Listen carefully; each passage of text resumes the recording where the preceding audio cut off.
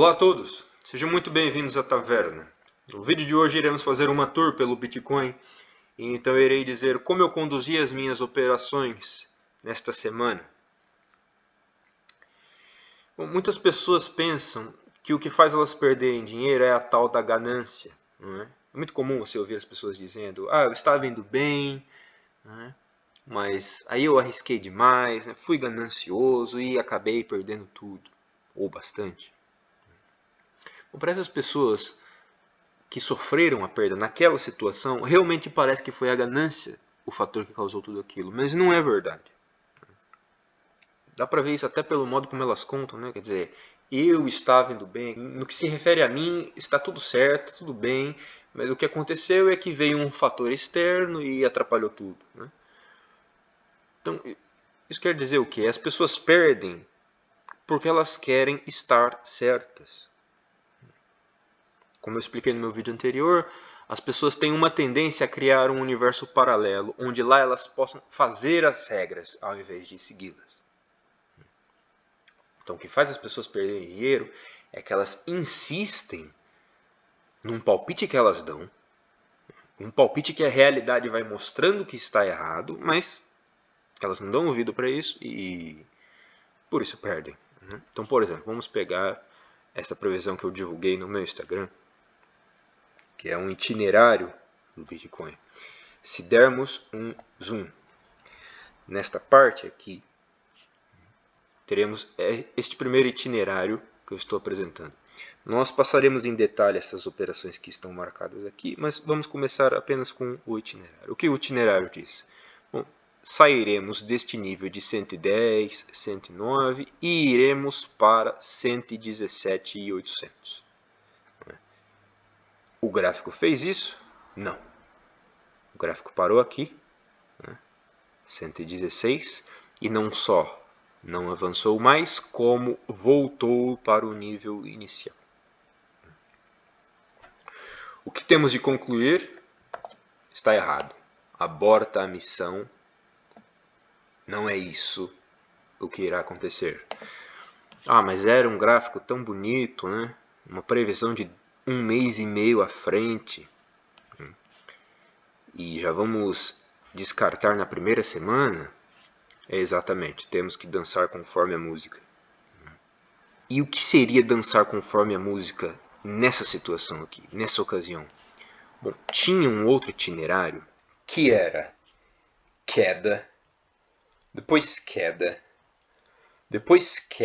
e então um retorno a 124 mil. Isso não estava fazendo muito sentido para mim naquela ocasião, por quê? Porque esta mínima do dia 10 de outubro, que eu estava prevendo desde o meu segundo vídeo no canal, dia 28 de setembro, para mim, esta mínima, se ela fosse rompida, o trajeto até 160 mil seria invalidado. Então, como é que teria uma queda, depois uma queda, depois uma queda, e só então uma subida? Esquisito. Então, eu optei por um itinerário que mostrasse já a subida. Mas, para minha surpresa, a mínima do dia 10 de outubro foi rompida e o trajeto para 160 mil não foi invalidado. Então agora esse itinerário, esse novo itinerário, agora faz muito sentido. Estou numa operação aqui, esperando que ele se cumpra, mas é lógico que se o gráfico começar a me contrariar e descer cada vez mais, eu vou cancelar essa operação. Teremos de concluir como concluímos do primeiro. Está errado. Foi bom enquanto durou, mas vamos sair. Acabou. E por que é assim? Porque se o nosso objetivo fosse dar palpites corretos, de 1 mês de antecedência, 1 semana de antecedência, nós não seríamos traders. Nós seríamos analistas de mercado. Nós faríamos publicações a respeito dos vários mercados que existem. O objetivo do trader não é dar um palpite correto. O objetivo do trader é fazer operações corretas. multiplicar o seu dinheiro. E para fazer isso, você não precisa começar com uma visão certa a respeito das coisas. Você pode começar com uma visão errada e mesmo assim fazer uma operação correta. O palpite certo que o trader tem de ter é o do instante da operação e não de algum momento anterior. As pessoas tentam atenuar este objetivo, dizendo, por exemplo, que você tem que apenas ganhar mais do que você perde. Eu sou um pouco mais radical nisso e eu quero ganhar mesmo que eu esteja errado. As pessoas não conhecem isso porque elas não usam os métodos de que eu me valho. Assim que eu começar a falar deles, eu aposto que vocês imediatamente irão perceber que tudo mais que se divulga a respeito do trading é brincadeira de criança. Então, se não devemos imaginar o trader como um analista de mercado, como devemos encará-lo então? Bom, nós podemos pensá-lo como um médico ou nutricionista que fizesse uma prescrição e que depois tivesse de fazer o acompanhamento do paciente para ver se o tratamento está sendo realmente adequado. Por exemplo, aqui nós prescrevemos uma compra e ao fim do primeiro movimento nós já temos de fazer um exame. Seria comparável a fazer um exame de sangue e notar ali alguma hepatotoxicidade, o efeito colateral, ou que o tratamento não está cumprindo com o que prometia, não está sendo bom de fato. E aí já teríamos de procurar por outra alternativa. E nós podemos pensar o trader também como um juiz com o seu júri, com os seus jurados. Os jurados seriam o corpo de que dispomos para analisar o mercado. São um conjunto de métodos que nós temos. E esses métodos não são todos os que existem por aí. Assim como os jurados não são toda a população de um lugar. Eles são selecionados. E os jurados irão votar pela inocência ou pela culpa do réu. E os nossos métodos irão votar pela compra ou pela venda. Com a diferença de que os métodos não têm todos o mesmo peso. Não é cada método vota um. Às vezes um método pode estar muito forte e o voto dele sozinho superar todos os outros. Isso pode acontecer, mas aí depois vai do discernimento. Por ora, vamos introduzir então aos métodos que eu utilizei nesta semana. Não é uma introdução ao corpo de métodos completo, não será um tratado sobre os métodos, mas somente uma introdução aos métodos que eu utilizei nesta semana. Então vamos a eles. E se ficar complicado para entender, está tudo bem, porque vai ser muito complicado de explicar também, porque os conceitos que eu vou usar aqui, eles não existem, e teremos de criar primeiro esses conceitos para depois chegar ao entendimento de fato. Então me acompanhe. Então tudo começou com a minha previsão em D1. E a previsão em gráfico diário nos deu o conceito do quid, como apresentei nos vídeos anteriores. Quer dizer, haveria um movimento do touro até o nível de 160 mil, um trajeto do qual a queda do dia 10 de outubro fazia parte. E quando esta queda aconteceu, como eu a analisei? Bom, para isso eu preciso apresentar o conceito de permissão divina.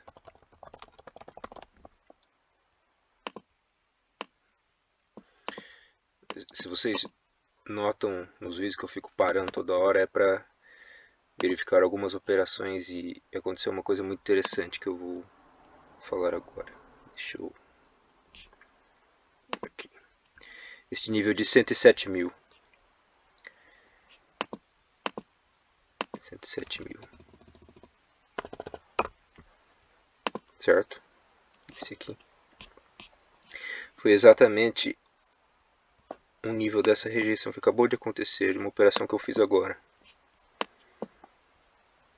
Estão vendo? Uma rejeição. Depois eu ainda haveria de fazer um vídeo sobre mitos sobre o mercado financeiro. Um dos mitos são os níveis. As pessoas acham que níveis são níveis estabelecidos pelo preço apenas. mas não é assim. Existem níveis relacionados a essa permissão divina que eu vou explicar agora. Então, o que é permissão divina? Bom, tudo acontece porque Deus permitiu que acontecesse, certo? Se Deus não permitisse, isso não teria acontecido. É, correto. Mas não é isso o que eu quero dizer com o conceito de permissão divina. Então, para explicar esse conceito, vamos a outro. Vamos pensar o seguinte. Quem são os responsáveis pelo movimento no gráfico? Quem são os agentes do mercado financeiro? Bom, existem os bancos, existem os fundos de investimento, investidores, os traders do mundo inteiro. Então são vários agentes.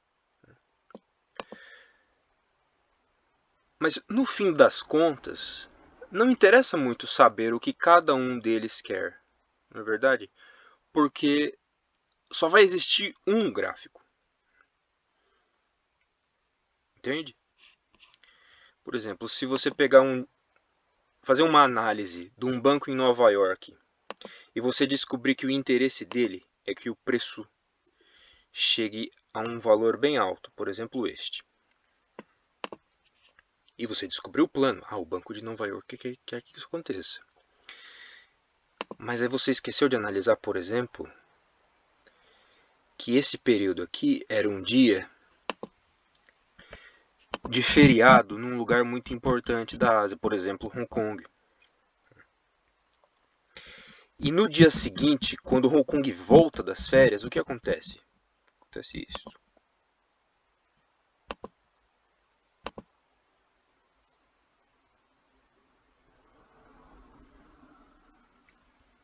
Como se Hong Kong dissesse: eu quero participar desse movimento também. Deixa eu voltar o preço para cá, que eu não pude pegar em férias. E aí nós vamos subir todos juntos, né? Todos, muito provavelmente, eles e os bancos de Nova York, porque os traders certamente ficariam de fora. Então, você fez um trabalho muito grande para analisar os interesses dos bancos, ou do Banco de Nova York, e você tinha descoberto que eles realmente queriam fazer isso e que isso realmente ia acontecer. Mas sempre vai escapar algum fator, algum interesse de algum desses outros agentes aqui. E você vai acabar perdendo a sua operação. Mesmo que você esteja certo em sua análise. Então o caminho não pode ser esse. Você não pode analisar os interesses das várias pessoas. Então o que vamos fazer? Nós vamos reduzir todos esses agentes a um único agente. Um agente que não existe, um agente imaginário, que vamos colocar aqui, que é como se fosse um único operador que fizesse todos esses movimentos. Ele sozinho, ele age em tudo isso aqui. Nós podemos chamar de operador coletivo. Seria um grande operador, um operador universal. Vamos chamar de operador coletivo.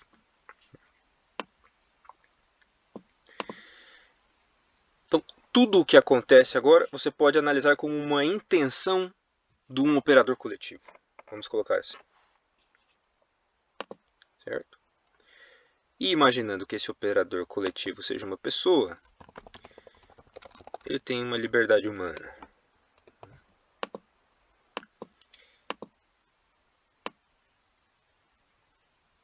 E aí entra o conceito da permissão divina.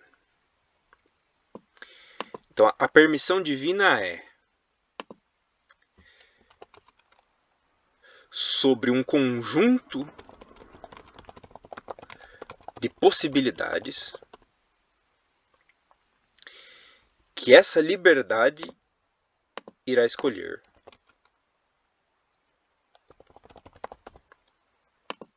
Liberdade do operador coletivo.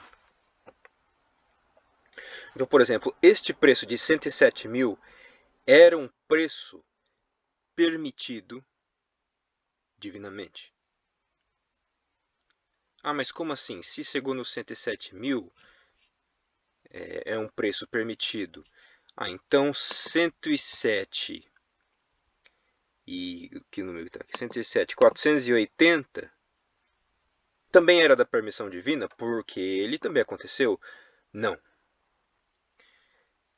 A permissão divina não se refere a todos os preços que irão acontecer naquele dia. A permissão divina se refere a preços específicos que irão passar na cabeça do operador coletivo para que ele faça uma escolha. Entende? É como se esse operador coletivo tivesse uma lista de preços na cabeça dele. Por exemplo, 107 mil, que é o que está aqui. Existisse também o 106 mil lá embaixo.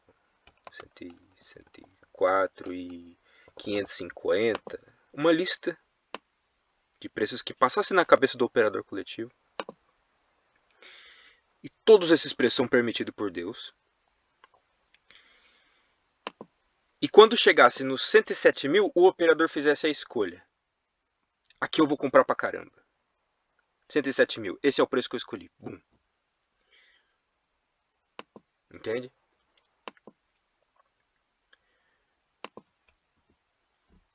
E 107 mil era um preço de permissão divina naquele dia. Eu não sei se é um preço que o operador escolheu, mas eu sei que é um preço que estava no universo de escolhas dele. Certo? Então eu já estava esperando uma queda no dia 10 de outubro. O preço foi a 107 mil, um preço de permissão divina, que eu já tinha. Eu falei, então é agora. Né? A compra do operador coletivo aconteceu aqui. E provavelmente não irá voltar mais para cá. Era isso que eu estava pensando. Então eu esperei sábado passar, porque sábado é um dos melhores dias. E domingo eu comecei com as compras. E como eu sabia que já seria domingo? Bom, aí teremos de entrar com outro conceito, que é um conceito da sala de sonhos, vamos colocar assim, ou a câmara onírica. Ficou bonito. Sala de sonhos da câmara onírica. Por que essa sala de sonhos é necessária? Porque vocês lembram que eu disse que eu não sabia se os 107 mil tinha sido realmente escolhido pelo operador coletivo. Eu só sabia que era um preço permitido por Deus para que fosse uma escolha. Mas eu não sabia se foi uma escolha. A sala de sonhos ou câmara onírica, ela se aproxima mais da liberdade humana, das escolhas do operador coletivo. Dá para saber com mais exatidão se é realmente aquilo que ele escolheu. É daí que vem esses itinerários. Como você sabe que é isso que o operador coletivo escolheu? Porque ele está seguindo aquilo. Então eu sairia daqui, subiria para cá. Enquanto ele foi subindo, eu fui acompanhando. Tanto que essa operação que eu fiz aqui, esta maior, foi uma operação que eu fiz, que eu deixei enquanto eu dormia. Eu entrei aqui, coloquei o stop loss muito pertinho e fui dormir. E quando eu acordei, ele estava aqui. Eu achei esquisito, saí, porque eu não estava esperando que parasse aqui. Eu estava esperando que fosse para 117.800.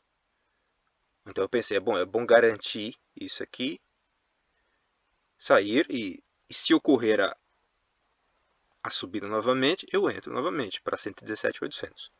Que foi exatamente o que eu fiz aqui. Aí o que acontece? Essa sala de sonhos tem sonhos inéditos, que são esses itinerários que eu faço.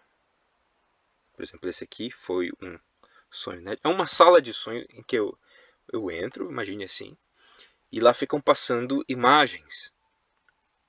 E eu tenho que ver qual que bate com o que está acontecendo na realidade. É como se eu visse as escolhas do operador coletivo passando na minha frente e eu tivesse que saber qual daquelas ele realmente escolheu. Então tem sonhos inéditos e sonhos recorrentes. Para essa operação aqui eu usei um sonho recorrente, que já estava acontecendo. E nesse sonho recorrente, o que eu estava esperando? Um tiro. Assim, sem espera nenhuma. Deveria subir muito rápido e sem voltar. Como ele chegou aqui e parou, definitivamente esse itinerário que eu tinha escolhido acabou, vou sair e já era, né? O itinerário foi invalidado. No dia seguinte, eu não tinha esse itinerário que está mostrando aqui, tá? Lembrem-se. No dia seguinte, o preço caiu. O dia inteiro, Ásia e Londres caíram. Em Nova York eu aproveitei uma oportunidade para pegar a reação.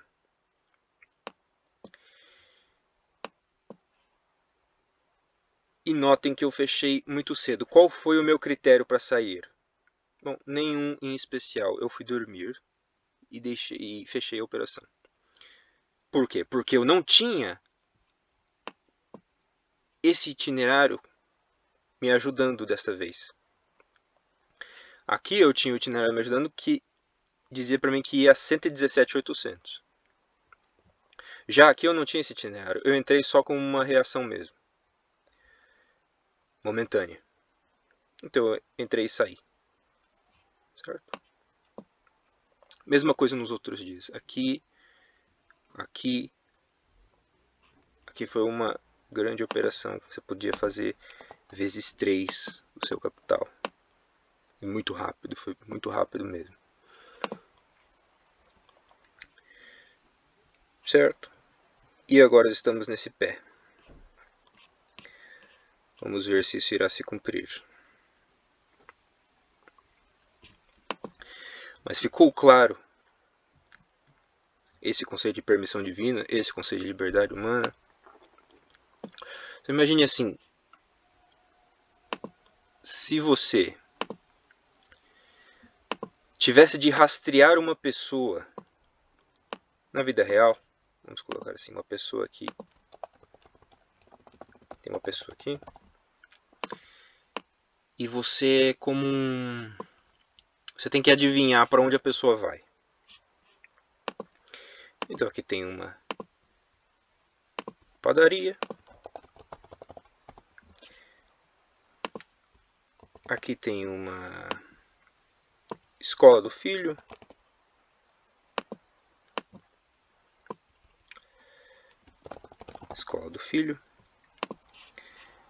aqui tem um supermercado,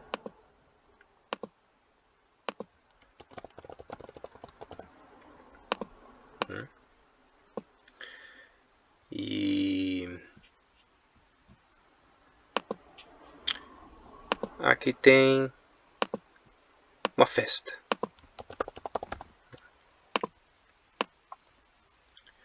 Tudo isso aqui foi permitido por Deus, certo? Certo.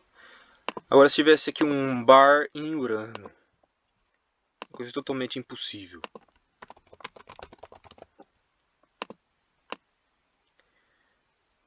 Isso aqui não foi permitido por Deus porque não existe, certo? Certo. Mas se tivesse também uma academia aqui,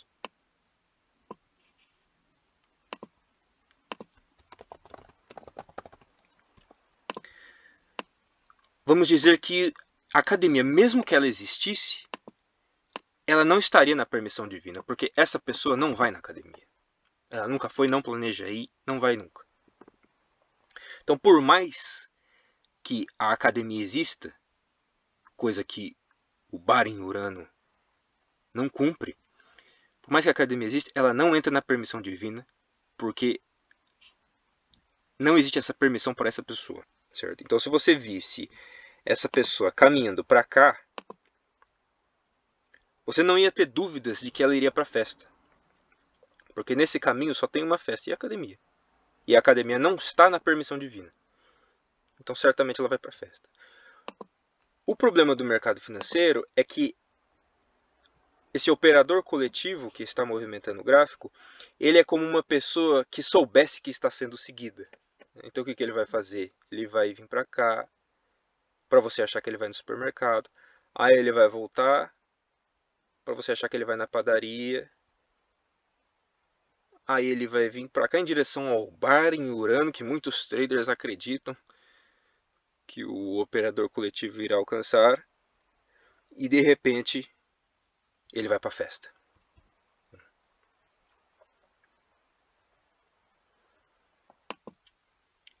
Então, quais desses lugares possuem a permissão divina?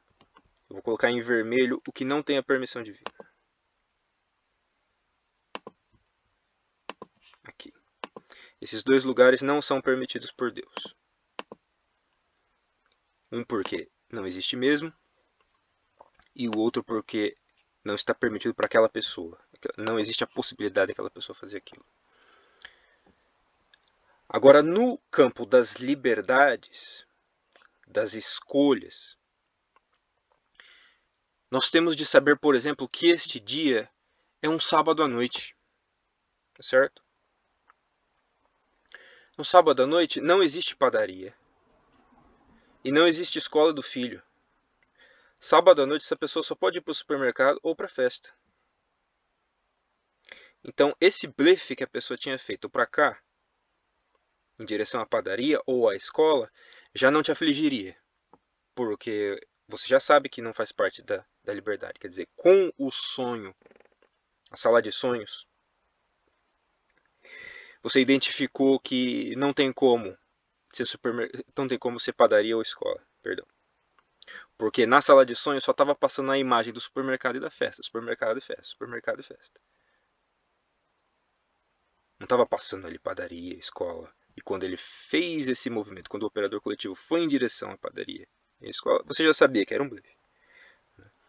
Em direção a Bar Uran, então nem se fala. Certo? Então, no fim das contas, você só vai ter que decidir se é supermercado ou festa. Né? No caso, eu infelizmente achei que ele estava indo para o supermercado e ele foi para a festa.